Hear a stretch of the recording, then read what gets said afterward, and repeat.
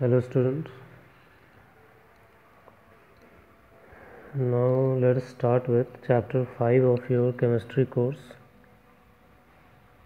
This is surface chemistry. ठीक है, surface chemistry as the name suggests, ऐसी कोई भी चीज़ जो surface पे होती है, so that is about surface chemistry.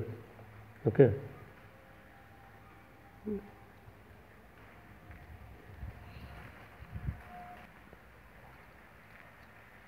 तो ऐसा कोई भी प्रोसेस जो सरफेस पे होता है, देखो सपोज करो कोई चीज़ है, मान लो ये एक सरफेस है, ठीक है, सब्सटेंस है, जैसे कोई सॉलिड सब्सटेंस है, ठीक है, ये सॉलिड है, ये उसका क्या है, this is the surface, this is surface, ठीक है, और ये पूरा का पूरा क्या है, इंटीरियर है, ये दिस इज़ इंटीरियर, जिसे हम बल्क बोलते हैं, दिस इज़ इंटीरियर और बल्क। तो हम बात इंटीरियर की नहीं कर रहे हैं, एक ऐसी चीज़, ऐसी कोई भी घटना जो सिर्फ सरफेस पे होती है, जैसे कि आप कुछ रखते हो यहाँ पर, ठीक है, now let us keep something, now let us keep something on this, something on this thing, ठीक है, आपने यहाँ रखा इसे, ये वही चीज़ है, इसके ऊपर आपने कुछ रख दिया, ठीक है, सम सब्सटेंस, तो ये क्या है, जो भी आपने रखा ये सिर्फ इस सरफेस की चीज़ है, वो अंदर नहीं आया उसके, सिर्फ हम इसकी बात करें, यहाँ पे दोनों एक दूसरे से, this is the point of meeting, क्या है, पॉइंट ऑफ मीटिंग या टचिंग बिटवीन, से इसको मान लेते हैं मटेरियल 1 है, ये मटेरियल सब्सटेंस M2 है, ये M1 है, ये क्या है, पॉइंट ऑफ मीटिंग और touching between M1 and M2, this is called interface, this is called interface, inter मतलब दो लोगों के बीच का, फेस मतलब जो एक दूसरे को मिल रहा है, फेस, तो ये इंटरफेस है। तो एक ऐसी घटना जो सिर्फ इंटरफेस पे या सरफेस पे होती है, that is called surface chemistry. यही चीज़ जब हम मॉलिक्यूल्स के टर्म में देखते हैं, ठीक है, तो हम क्या किसके टर्म में देखते हैं, मॉलिक्यूल्स के टर्म में। ये सपोज करो कोई सॉलिड सब्सटेंस है, आपने पढ़ा है सॉलिड पे गैस का एब्जॉर्प्शन, जैसे प्लैटिनम वगैरह होता है, उस पर H2 गैस वगैरह हाइड्रोजनेशन में रखते हैं, ठीक है। Similarly in chemistry many molecular interactions happen only at surface और इंटरफेस, ठीक है। एग्जाम्पल के लिए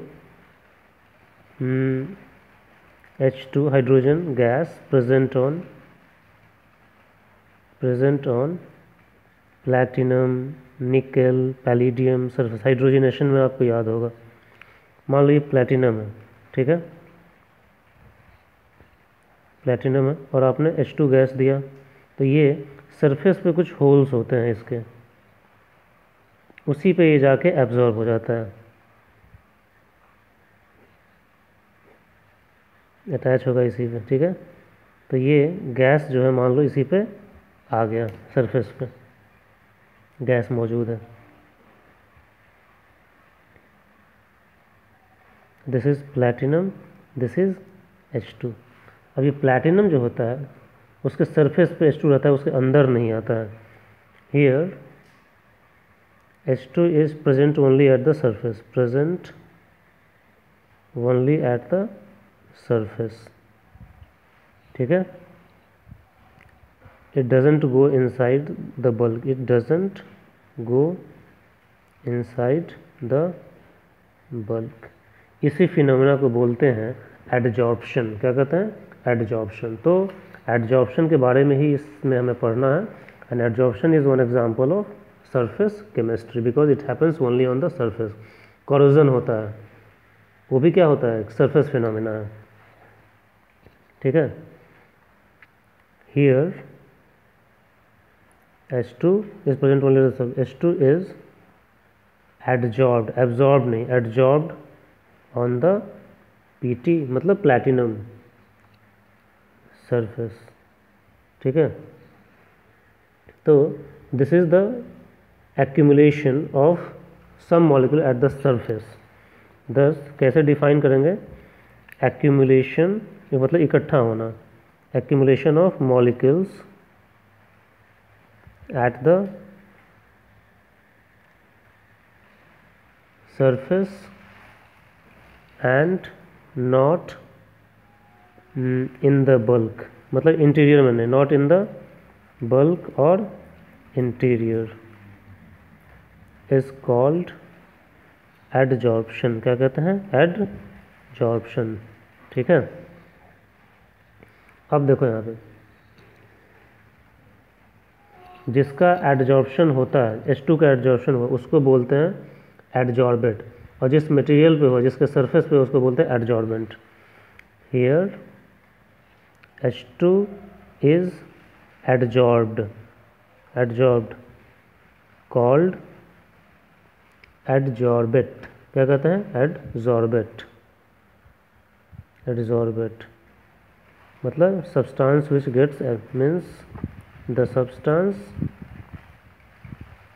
विच gets adsorbed on surface, and platinum is surface giver, वो surface अपना दे रहा है, called adsorbent means the substance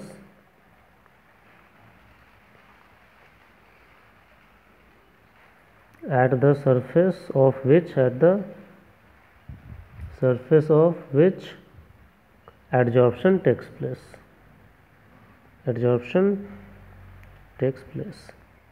ठीक है, तो एडजॉर्प्शन फिनोमिना में क्या हुआ? H2 प्लैटिनम पे एडजॉर्ब हो रहा है, तो H2 जो होता है कहलाता है एडजॉर्बेट। क्या कहते हैं? एडजॉर्बेट। और जिस पे हुआ, किसके सरफेस पे हुआ? प्लैटिनम के, उसको बोलते हैं एडजॉर्बेंट। ठीक है, लेकिन वही चीज़ जो मान लो अंदर आ जाता तो उसको ही बोलते हैं एब्जॉर्प्शन। क्या कहते हैं? एब्जॉर्प्शन।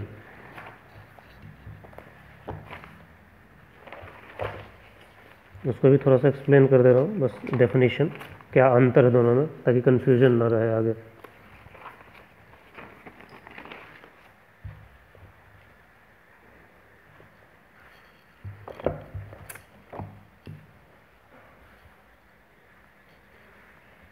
नोट में देख रहा हूँ, what absorption is, what is absorption.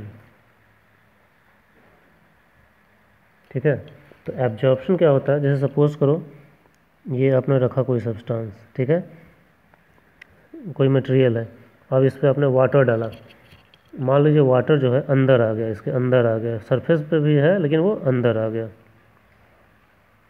इसको बोलते हैं this is absorption. This is absorption, that is when one substance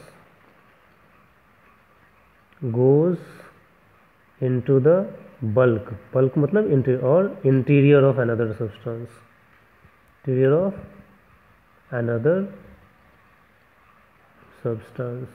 ठीक है, इसी को बोलते हैं एब्जॉर्प्शन। तो आपको ये ध्यान रखना, ये दोनों फिनोमिना क्या है? अलग है। कभी कभी डिफरेंस पूछा जाता है कि एब्जॉर्प्शन में अंतर क्या होता है। तो मान लो एक लिख रहा हूँ मैं एब्जॉर्प्शन और दूसरा लिख रहा हूँ एब्जॉर्प्शन। एक तो डेफिनेशन से ही पता लग गया ये क्या है? सरफेस फिनोमिना है, सरफेस फिनोमिनन है। और ये क्या है? बल्क फिनोमिना, मतलब इंटीरियर तक जाता है, बल्क फिनोमिनन होता है। ठीक है, दूसरा चीज़, ये स्टार्ट में एब्जॉर्प्शन जो होता है, जो पहले हमने देखा, वो रैपिड होता है।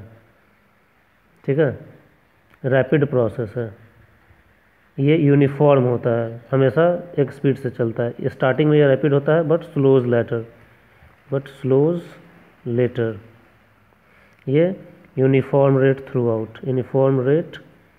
आउट। ठीक है, इसमें क्या है, अनइक्वल डिस्ट्रीब्यूशन हो सकता है, ठीक है। सरफेस फिनोमिना में अनइक्वल डिस्ट्रीब्यूशन मतलब कुछ सब्सटेंस यहाँ हो सकता है, यहाँ नहीं हो सकता है, लेकिन एब्जॉर्प्शन में ऐसा नहीं होता, चीज़ें पूरे के पूरे अंदर ही जा रही हैं, तो सारा स्पेस ऑक्यूपाई कर रही है। तो यहाँ पे आप क्या बोलोगे, अनइक्वल डिस्ट्रीब्यूशन, यहाँ पे uniform distribution. Unequal distribution eight the surface हो सकता है, सरफेस में हैपन। यहाँ पे uniform distribution through out.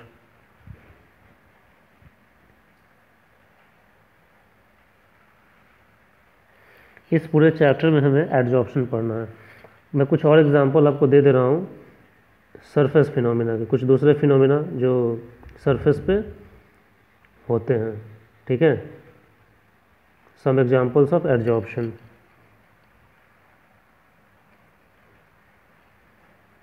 Absorption हमारा कंसर्न नहीं है, एडजॉर्प्शन। एक हो सकता है कोरोजन। कोरोजन भी क्या होता है, मेटल है उसके ऊपर ऑक्सीजन आ रहा है तो सरफेस पे ही जंक लगता है, वो भी एक सरफेस फिनोमिना ही है, ठीक है। इलेक्ट्रोड प्रोसेस, जिस एक दो चैप्टर पहले हमने पढ़ा है इलेक्ट्रोकेमिस्ट्री में, ये इलेक्ट्रोड है उसके ऊपर चार्ज इकट्ठा होते हैं, वो भी क्या है, सरफेस फिनोमिना है, ठीक है। कैटालिसिस, वो भी सरफेस फिनोमिना है। हमने देखा था कैटलिस्ट के सरफेस पे आके रिएक्टिंग सब्सटेंसेस आते हैं, फिर उनके बीच में बॉन्ड ब्रेक होता है, फिर नया बनता है, फिर प्रोडक्ट बनता है, तो कैटालिसिस, इस चैप्टर में भी कैटालिसिस पढ़ना है हमें, ठीक है। लेकिन मैं उसको बहुत ज़्यादा डिटेल नहीं पढ़ाऊंगा क्योंकि in the previous chapter chemical kinetics में आपको वो एक्सप्लेन कर चुका हूँ, थोड़ा बहुत एक्सप्लेन कर दूँगा, ठीक है।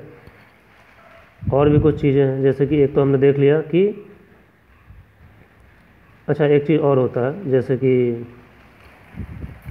एयर क्या होता है, एयर हैज मॉइस्चर, तो air drying by silica gel, silica का जो जेल होता है उससे एयर पास किया जाता है तो वाटर सिलिका में एब्जॉर्ब हो जाता है और ड्राई एयर निकलता है, ठीक है। Water is absorbed in silica gel and dry gas, और मतलब air, dry air comes out, gas मत बोलो, कम्स आउट, तो ये भी एक सरफेस फिनोमिना है, ठीक है।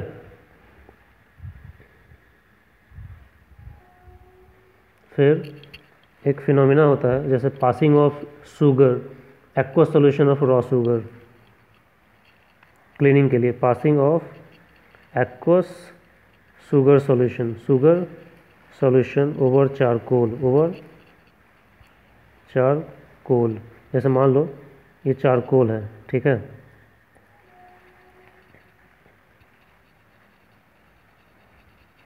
और यहाँ पे मान लो शुगर सॉल्यूशन है, क्या है, तो शुगर सॉल्यूशन जनरली इसमें कुछ केमिकल्स वगैरह जब प्रिपेयर किया जाता है तो कलरिंग सब्सटेंसेस वगैरह होते हैं, शुगर सॉल्यूशन।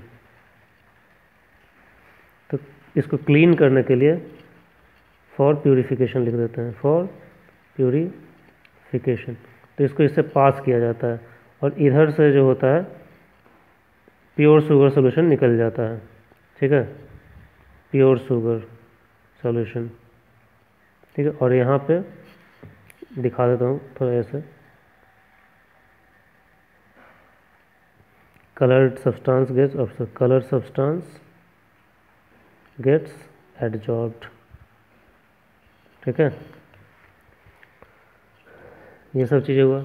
उसी तरीके से डाई वगैरह की भी पासिंग इसी तरीके से की जाती है, ठीक है। ऑर्गेनिक डाई जैसे मेथिलीन ब्लू वगैरह जो होता है चारकोल वगैरह के ऊपर पास किया जाता है और कलरलेस हो जाता है वो। Purification of dyes using charcoal, charcoal बहुत ही इम्पोर्टेंट चीज़ है, बहुत ही यूज़फुल भी है वो, क्योंकि फिर गैसेस भी वगैरह होती हैं, ठीक है, उस चारकोल से एब्जॉर्ब किया जाता है, absorption of gases H2, O2, Cl2, CO, SO2 using charcoal.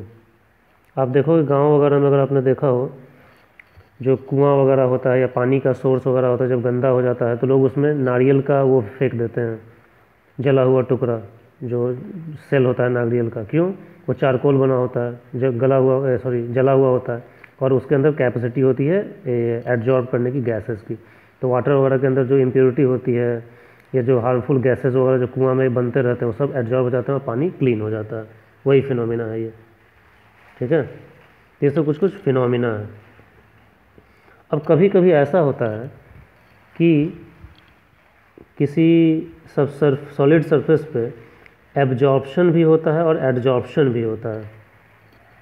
तो जब दोनों चीज़ हो तो उसे बोला जाता है जॉर्प्शन, SOR, शॉर्प्शन बोलते हैं उसे।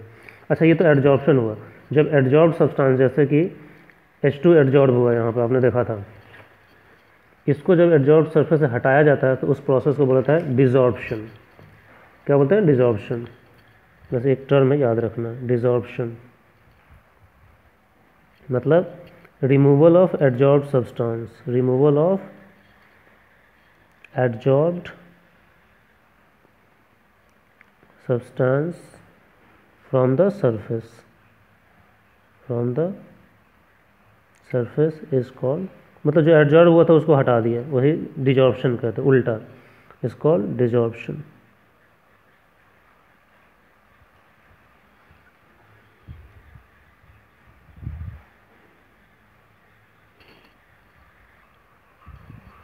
कभी कभी एडजॉर्प्शन और एब्जॉर्प्शन दोनों एक साथ होता है, तो उसके लिए एक अलग टर्म यूज करते हैं, जॉर्प्शन बोलते हैं। एक टर्म है सॉर्प्शन, SORPTION, सॉर्प्शन, ठीक है। ये होता है जब एडजॉर्प्शन एंड एब्जॉर्प्शन दोनों साइमल्टेनियसली होते हैं। जॉर्प्शन, कुछ टर्म्स है बस आपको याद है, is the phenomena when adsorption and absorption take place simultaneously।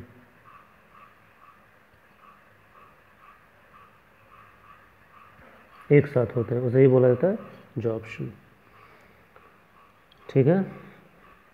Now let me close this video. इसके बाद मैं आपको बताऊंगा mechanism of adsorption and types of adsorption, ठीक है। Thank you.